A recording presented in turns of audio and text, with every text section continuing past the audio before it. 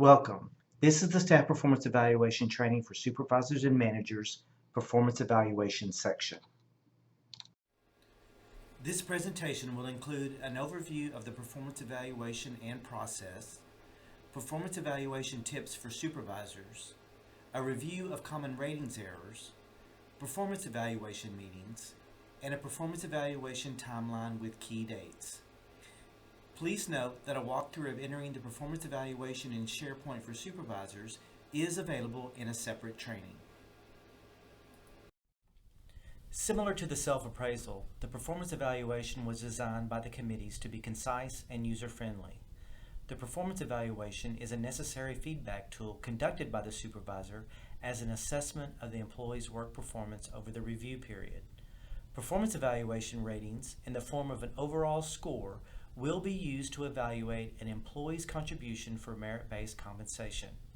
Regarding the process, after the self-appraisal has been submitted by the employee, supervisors will be notified by email when the self-appraisal is complete. Following the review of the self-appraisal by the supervisor, the performance evaluation may be developed. The link to access the SharePoint system will be provided by the Office of Human Resources. Just as there are two versions of the self-appraisal, one for classified staff and one for professional and administrative staff, there are two versions of the performance evaluation. As a reminder, a question regarding the successful completion of goals has been added to the performance evaluation. There are 11 performance competency questions on the classified staff performance evaluation. There are 3 additional questions for police officers, custodians, groundskeepers, maintenance staff, and 5 additional questions for supervisors.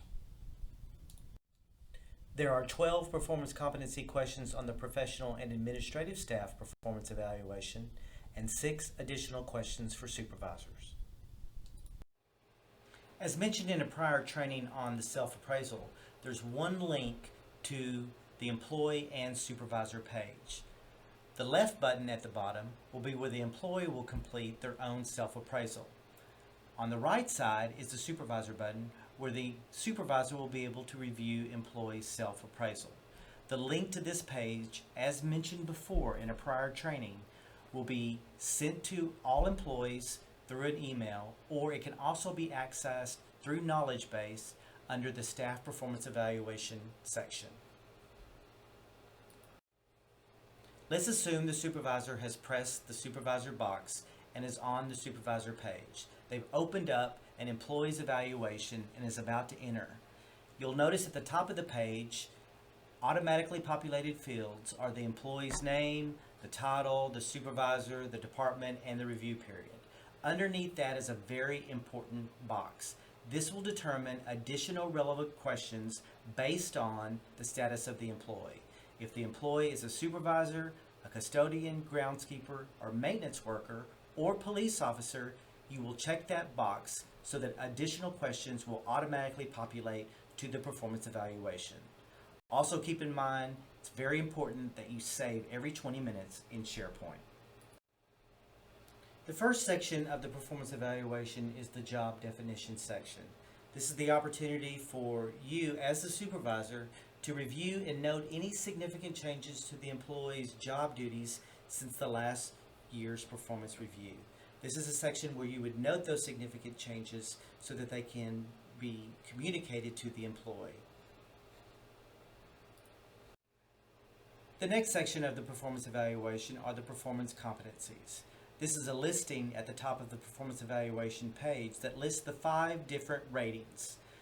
Keep in mind that on any performance competency, if an employee scores an exceptional, an inconsistent, or an unsatisfactory, explanation and/or examples are required.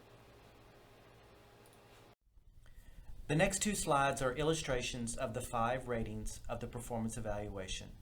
An exceptional rating is reserved for the employee that performs consistently superior and exceeds the position requirements. This rating is considered a very high rating. The highly effective rating is a high rating and reflects the employee that frequently exceeds position requirements. The proficient rating is a good rating and acknowledges employee performance that consistently meets position requirements. An inconsistent rating reflects performance where some but not all of the position requirements are met. Unsatisfactory, the lowest rating, is reserved for an employee's performance that consistently fails to meet the minimum requirements, lacks the skills required, or fails to utilize the necessary skills required to be successful. There is one additional category, new, not applicable. This designation can be used for a performance competency or competencies when an employee has not been in the position long enough to demonstrate the required skills and will be reviewed at a later time. The next section is the goals section in the performance evaluation itself. This is that all-important question where the supervisor is going to review all the goals of the employee in totality. Each individual goal will not be measured, but this will be a total score based on the overall success of the completion of the goals. The next section of the performance evaluation are the competency questions. As mentioned before, there are 11 questions on the classified evaluation and 12 questions on the professional and administrative evaluation. Additional questions are added for supervisors, custodians, maintenance workers, and police officers. Although I will not review each question, keep in mind the competency questions were carefully designed by the committees to be concise and easily understandable by supervisors and employees, while also delivering a strong assessment of employee performance. The supervisor will provide a rating for each competency question.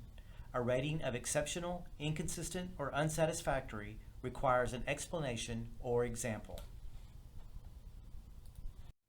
The additional comment section should be used by the supervisor to address other issues, concerns, successes, or provide overall comments regarding the employee's performance during the performance review period. The bottom 3 buttons allow the supervisor to save progress, send an email to themselves, or cancel their work at any time and start over. Let's review the next section, which is the scoring section of the performance evaluation. Let's also walk through an example so you can understand how we ended up with the overall rating. In this example, there were 12 questions. There were a total of 51 scores, which equaled a 4.25. The competency section was 75% of this evaluation, so that competency weighting was 3.19. The goals portion of the performance evaluation was only one question, so in this case, a 4 was scored for the goals. That was 25% of the goals, which equaled a 1. If you add the 3.19 plus the 1 for goals, that equals an overall weighted score of 4.19. Because highly effective is between a 3.5 and a 4.49, this employee received a highly effective overall rating. The next section are the supervisor approvals. We think it's very important for first level and second level supervisors to approve all performance evaluations.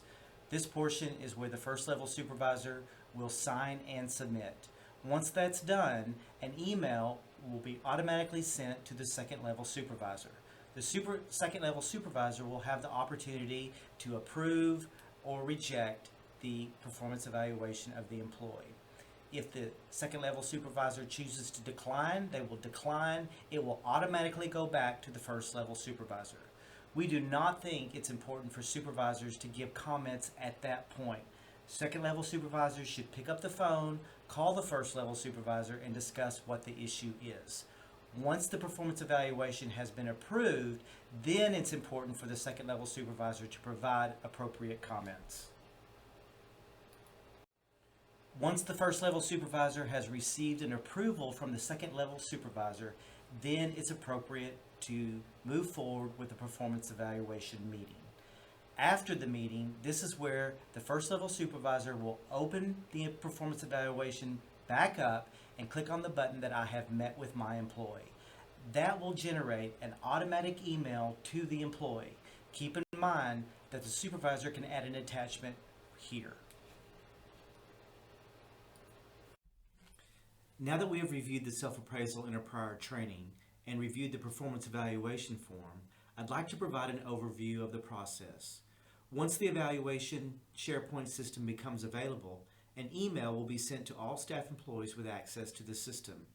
The employee will access SharePoint The supervisor will review the self-appraisal prior to the development of the performance evaluation. Once the supervisor has developed the performance evaluation and submitted, an automatic workflow email will be generated to the second level supervisor for approval. The second level supervisor will have the opportunity to provide comments and approve or decline the performance evaluation. If the second level supervisor chooses to decline, an automatic workflow email will generate to the first level supervisor. Once adjustments are made, the first level supervisor will resubmit, generating an additional workflow email to the second level supervisor requesting approval. Following the approval process, the first level supervisor will conduct the face-to-face performance evaluation. Once the performance evaluation is complete, the first level supervisor will confirm the meeting has occurred in the SharePoint system by clicking on I have met with my employee. An automatic workflow email will generate to the employee. The employee will use the link in the automatic email or re-enter the SharePoint system to open the evaluation, review, and acknowledge receipt. We recognize that there are employees in the facilities area that don't necessarily have access to a computer. And so for those folks, those employees may complete a paper self-appraisal and turn it in to the supervisor. After the supervisor receives the paper self-appraisal, the supervisor will complete the performance evaluation in SharePoint. The supervisor can then email themselves the performance evaluation, and so they will have a copy of the performance evaluation in their inbox. The supervisor will conduct the performance evaluation meeting, and they will click on the box following the performance evaluation that says, I have met with my employee, and he or she has acknowledged receipt. So once the employee signs that performance evaluation, that's going to be uploaded into the system along with the self-appraisal. If you have any questions about that process, please contact me at extension 3563 or email me at ayardley@twu.edu and I'll walk you through that process. Okay, it's very important to review some things as a supervisor before you prepare for the performance evaluation. All supervisors should review the goals of the employees because remember, you're evaluating those goals in the performance evaluation. If you've had any informal meetings throughout the year, this is the time to review those notes. Also, very important to review the job description because you're going to want to note if there's been any changes in the job duties. Also, very important that you don't complete the performance evaluation without reviewing the employee's self-appraisal. Because remember, this is the employee's picture of themselves. Once you've done that, you want to evaluate objectively based on the performance of duties. Doesn't really matter whether you like or dislike the employee. Objectively take a look at how the employee has accomplished their duties over the review period. Use concrete and representative examples when you're asked to provide an example or an explanation. Again, you want to take subjectivity out of that and use very objective and concrete examples. It's very important for you to consider the entire performance review period. A common error is for supervisors to rate performance based on the last month or several months. Also keep in mind that you're rating actual past performance. We're not talking about future performance, we're talking about the performance of the last review period. Consider the totality of the entire job and the performance of the entire job. There's many aspects to an employee's performance, so you want to consider it in totality. Very important that you don't base your evaluations on third parties or what other people are saying about that employee. You want to base your evaluations on your observations and your knowledge of the performance of the employee. Be accurate in your ratings for your employees. This is critical to the employee, that you are accurate in your performance evaluations. Also keep in mind if there are multiple managers or directors in a department, it's very important that you strive to have consistent ratings throughout the department. Speaking of interdepartmental inconsistencies, we understand that if you have multiple managers or multiple directors performing performance evaluations in the department, it can create some inconsistencies. You can have one leader rate very high, you could have another leader that may consistently rate low, or you can have leaders that consistently rate in the middle across the board. A calibration meeting is an optional meeting of the leaders in the department that are responsible for performance evaluations, where they meet together and review the evaluations of all the employees so that consistency can be attained. Once again, calibration meetings are not mandatory. They're definitely optional. However, there can be some value in calibration meetings because what's happening during that process is all the evaluations are reviewed by the leadership so that consistency can happen across the department. If the calibration meeting is going to occur, there are some guidelines that should be followed. One of the most important is that evaluations and scores should not be discussed or reviewed with employees prior to the calibration meetings. Every evaluation is also reviewed. There's no exceptions to this rule. The last thing that we want is just a few employees' evaluations to be reviewed in a calibration meeting. Also, calibration meeting conversations are private. They're amongst the leadership, and the reason for that is so that leadership can freely discuss within the group. The last guideline is that calibration meetings are never to be used as a crutch by the supervisor. The last thing you would want is a supervisor to tell an employee, I was going to give you a score that was higher, but, and then fill in the blank. Let's switch gears and talk about common rating errors. These are not unique to TWU or higher education. These are common rating errors that occur with supervisors across the board. One of those is a contrast error, and this is a tendency for a supervisor to compare the performance, positive or negative, with other employees and evaluate based on that. A first impression error is also very common, and this is the tendency for a supervisor to judge whether it's favorable or unfavorable, and that judgment serves as the basis for evaluating the performance over the entire year. The most common, in my opinion, is the recency effect, and this is the tendency for a supervisor to give extra weight to the performance of an employee based on recent performance, whether it's good or bad, and that is used to serve the rating throughout the entire evaluation period. Central tendency effect is when a supervisor consistently rates employees kind of at the middle or the midpoint, the average of the range, and this can be very damaging to high performers. Negative or positive leniency is when a supervisor rates too hard or too lenient, and they tend to do this for all their employees. The halo effect is really what you think it would be. A supervisor will see one aspect of an employee's performance and they'll use that positive to rate the entire performance of the employee. The devil effect is just the opposite of the halo effect. This is when a supervisor takes one or two aspects of an employee's performance that might be negative and then rates that employee based on that piece. They become blind to the positive aspects of an employee's performance, and the overall performance of the employee tends to be negative. Personal bias is very dangerous, and this is when a supervisor tends to rate an employee based on how that supervisor feels about that employee. Other personal biases can also come into this, such as considerations of race or gender or faith, social or family backgrounds. When those things are similar to what the supervisor experiences, then this can be the tendency for the supervisor to bias the evaluation of that employee. The performance evaluation meeting is an opportunity for the supervisor and the employee to meet face-to-face to review and discuss the employee's performance over the period. The supervisor will assume a dual role. As the evaluator, the supervisor is the decision maker. The supervisor will communicate ratings decisions to employees and the overall result of the evaluation. As coach, the supervisor will review employee accomplishments, assist employees to solve work-related problems, and suggest ideas for improvement. However, this should not be a one-sided meeting. Employees should feel free to point out their own accomplishments, any obstacles or challenges to performance they have experienced over the review period, and offer ideas for future improvement. Additionally, the employee should be given the opportunity to ask questions and clarify expectations for the future.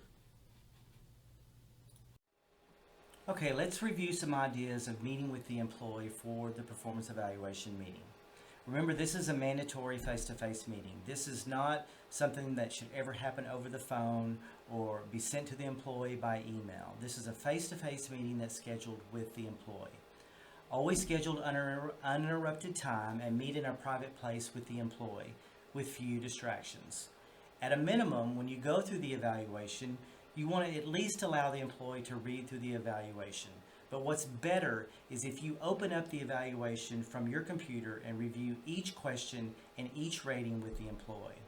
Always remember to review the overall performance rating score with the employee and the overall rating. Be specific about the employee's strong and weak points. This is a time for you to be accurate and point out to the employee what they're doing well and what they need to improve upon. This is a coaching opportunity for you to assist the employee to improve performance. Always allow the employee to ask you questions. This is also the employee's opportunity to get annual feedback from you about the overall review period. You also want to be very clear in making your expectations of future performance clear. And then always remind the employee about the employee acknowledgement. If you have questions about this training, any other training, or just general questions about the performance evaluation process, please contact me, Tony Yardley, or Amelia Grimes in the Office of Human Resources.